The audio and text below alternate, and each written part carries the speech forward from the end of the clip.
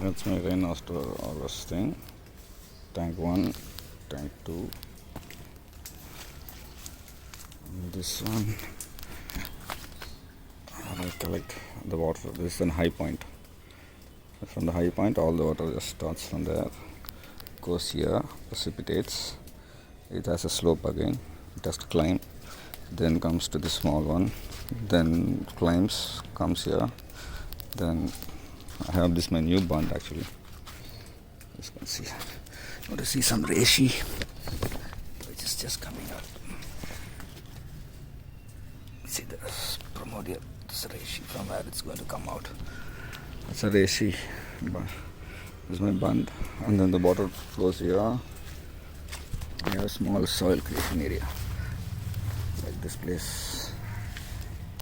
So then I have 3 bunds here. 1, 2, 3. So the water goes from here, from there the water comes here and goes into this, so that, this.